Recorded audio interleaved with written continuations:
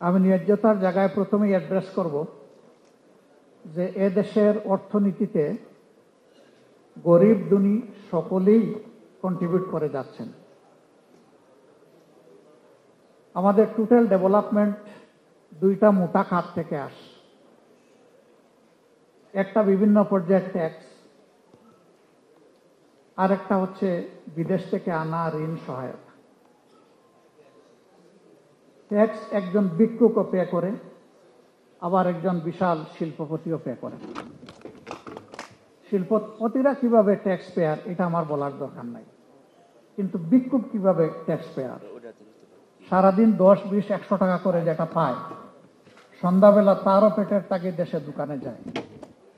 সে যখন কোনো পণ্য কিনতে যায় তখন আপনার মতো আমার মতো তাকেও কিন্তু ব্যাগ দিতে হয়। So he or she is paying tax.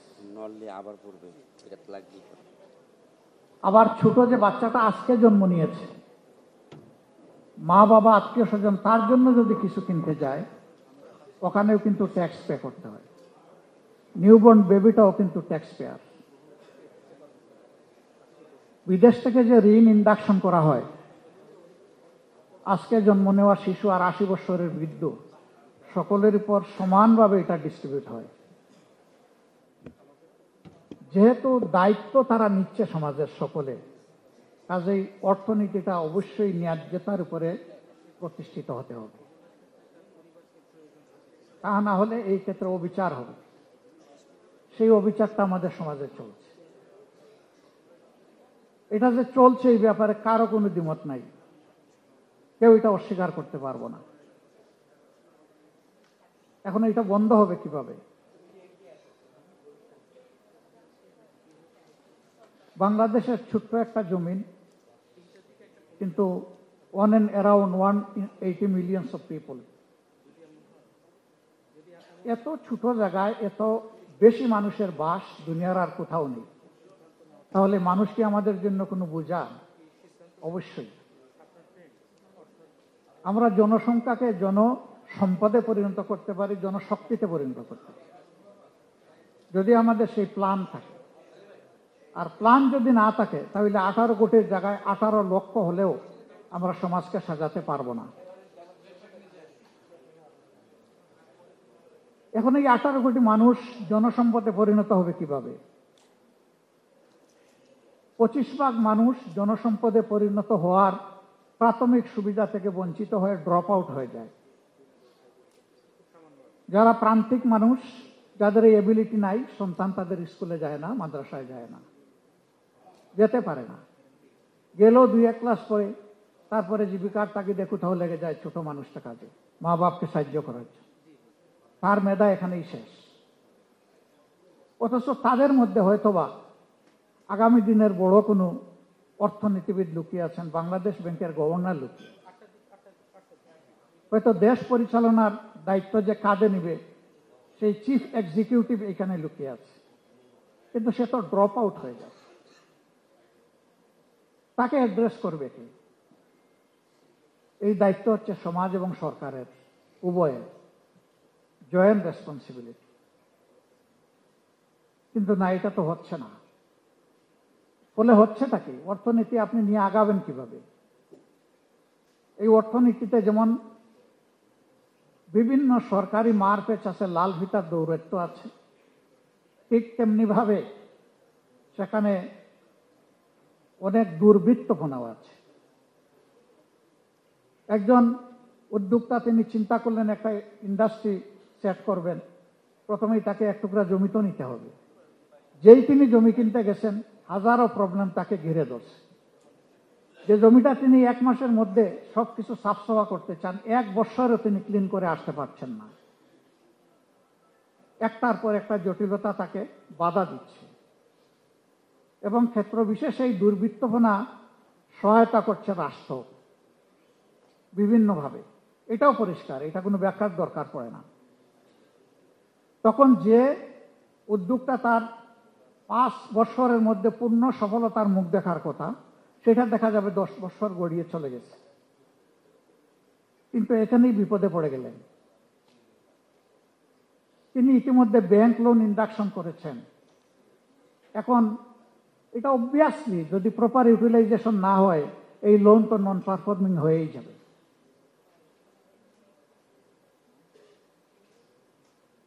সমাজের পক্ষ থেকে চাঁদা, করাপশন, দুর্নীতি ব্যবসায়ীদেরকে এমনভাবে নিরুৎসাহিত করে যে নিজ দেশে সামর্থ্য থাকা সত্ত্বেও এখন আর কোনো ব্যবসার উদ্যোগ নেওয়ার চিন্তা করেন না অনেক। যেটা আসে এটাই বাঁচবে কিভাবে সেই ত্রাহি চিন্তা। আমরা যখন বিদেশি বন্ধুদের সাথে বসি তাদেরকে আহ্বান জানাই, আসো, বলে কোথায় আসবো, তোমার দেশ তো স্টেবল না, তোমার দেশে তো লাল ফিতা, তোমার দেশে তো আমার জীবনের এবং আমার ফান্ডের হুমকি আছে, আমার ফান্ডের সেফটি ছাড়া আমি এখানে আসবো কেন? এরকম বহু দেশ আছে যারা আমাদেরকে এই কমফোর্টেবল এনভায়রনমেন্ট অ্যাসার্ট করবে। তোমরা এনভায়রনমেন্ট অ্যাসার্ট করো, আমরা আসব। আমরা যখন বলি আমাদের হিউজ ম্যান পাওয়ার আছে, লেবার এখানে চিপার, ম্যানুফ্যাকচারিং কস্ট হবে তোমার কম, বেনিফিট তুমি বেশি করতে পারবা, বলে যে ম্যানুফ্যাকচার করতে পারলেই না আমি বেনিফিট করব, এই করার এনভায়রনমেন্টটা তো আমার লাগবে। এটা শুধু বিদেশি বন্ধুদের কথা না, এটা আমাদের সকল উদ্যোক্তা এবং ব্যবসায়ীদের কথা। অনেক সময় ব্যবসায়ীদেরকে বলা হয় সুবিধাবাদী, যখন যে সরকার আসে তার সাথে লাইন দেয়। আমার কথায় কেউ মনে কষ্ট নেবেন না, আমি যা বুঝি তাই স্পষ্টভাবে বলার চেষ্টা করি। হ্যাঁ, কেউ লাইন দেয় মনের আগ্রহে, আর কেউ লাইন দেয় বাধ্য হয়। তার লাইন দেওয়া ছাড়া কোনো উপায় থাকে না, ব্যবসাকে বাঁচাতে পারে না। এর জন্য আমি তাদেরকে দায়ী করব কিভাবে? এ দায় আমার, এ দায় রাজনীতিবিদদের। রাজনীতির বাইরে কোনো অর্থনীতি নাই। সকল নীতি নিয়ন্ত্রণ করবে রাজনীতি, সমন্বয় করবে রাজনীতি, বিকশিত করবে রাজনীতি। মগজ ঠিক থাকলে গোটা শরীর ঠিক ফাংশন করবে। ব্রেন যদি ঠিক না থাকে বডির কোনো পার্টস প্রপারলি ফাংশন করবে না। ব্যবসায়ীরা সমাজের একটা গুরুত্বপূর্ণ অঙ্গ।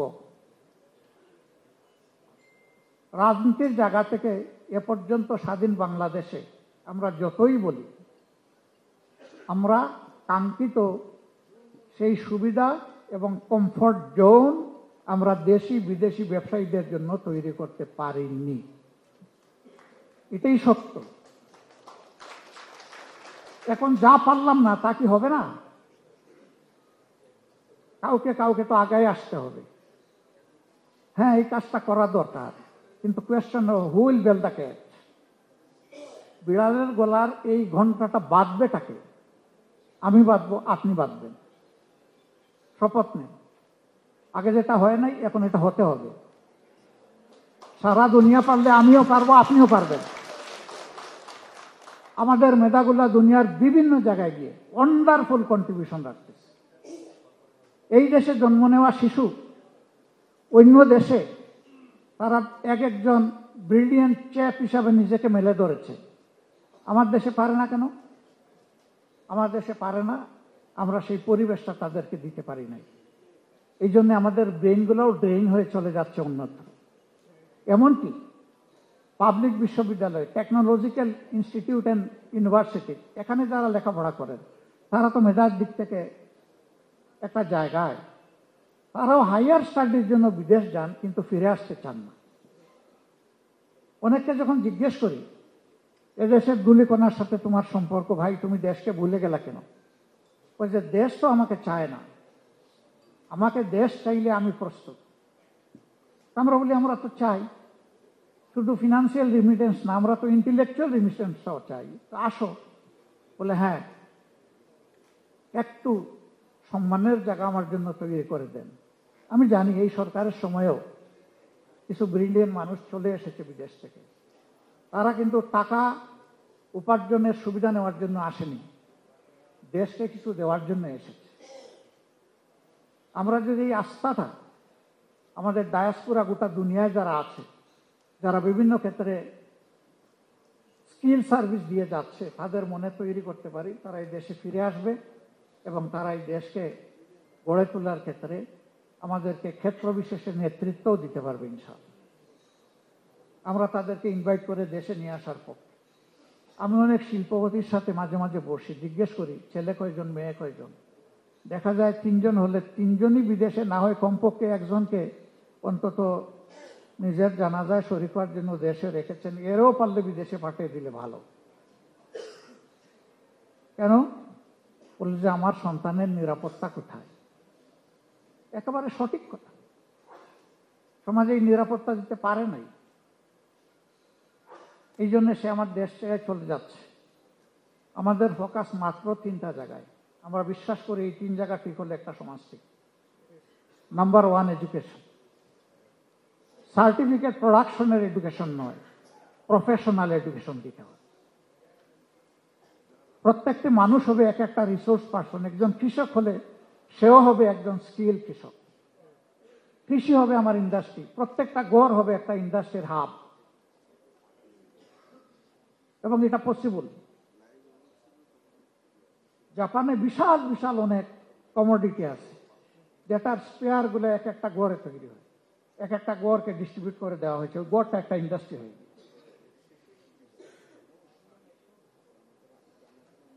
আমরা আমাদের এডুকেশনটাকে, ফখরুল ভাই বলেছেন যে আমাদের রেডিক্যাল রিসাফল করা লাগবে, আমি একমত। এটা আমাদের প্রাইম ফোকাস হওয়া উচিত। 2 নম্বর হচ্ছে দুর্নীতি আমাদের সমাজে ওয়াইড স্প্রেড এবং সিস্টেমিক, এভরিহোয়ার। এমনকি মাঝে মাঝে বিস্মিত হই, আল্লাহ আমাদেরকে মাফ করুন, মসজিদের ইমাম মসজিদ নিয়ত করতে গিয়েও সেখাও নাকি এই ধরনের কিছু লেনদেন করা লাগে। এই সমাজ কোথায় গিয়ে পৌঁছেছে? এখন আমরা দুর্নীতি দমনের জন্য কি করি? আমরা দুর্নীতির পাতা অথবা ডাল ধরে টান দিই, কিন্তু মূল যে জায়গাতে রয়ে যায়, কাণ্ড যে রয়ে যায়। দুর্নীতি যারা করেন তারা নিজে অন্য জায়গায় গিয়ে দুর্নীতির শিকার হন, এটা পছন্দ করেন না। তার মানে হচ্ছে সবাই দুর্নীতিকে ঘৃণা করে, কিন্তু নিজের জায়গাটায় নিজে লোভ সামলাতে পারে না, অথবা সিস্টেম তাকে বাধ্য করে। 2টার একটা। যদি একটা হেলদি এনভায়রনমেন্ট আমরা ক্রিয়েট করতে পারি, তাহলে আলহামদুলিল্লাহ সবাই কমফোর্ট জোনে চলে আসে। আপনি ব্যবসা করে আনন্দিত, আরেকজন শিক্ষকতা করে আনন্দিত, এমনকি রাস্তায় যিনি পরিচ্ছন্নতা কর্মী তিনিও একটা প্রেস্টিজের সাথে তার দেশে তিনি সার্ভিস প্রোভাইড করেন। সবার জায়গায় সবাই নিরাপদ হবে, সন্তুষ্ট থাকবে। আমাদের 3rd ফোকাস হচ্ছে জাস্টিস এভরিহোয়ার ফর এভরিওয়ান। এই 3টা জিনিসকে যদি আমরা অ্যাসার্ট করতে পারি সমাজে, আমাদের ব্যবসা হবে সাস্টেইনেবল এবং নেশন হবে প্রগ্রেসিভ, ডাইনামিক। মিনিমাম এই 3 জিনিস যদি আমরা সমাজে অ্যাসার্ট করতে না পারি, এটা বিশ্বাস করার কোনো কারণ নাই যে এই সমাজ ভালোর দিকে আগাবে, বরঞ্চ আরো খারাপের দিকে যাবে। আপনি আমি আমার সন্তানের মৃত্যু যেমন নিজের চোখের সামনে বরদাস্ত করতে পারি না, দেশের অর্থনীতি সহ নীতিবোধের মৃত্যু আমরা বরদাস্ত করতে পারবো না। এই জন্য এই জায়গাটায় আমাদের কমিটমেন্ট থাকতে হবে।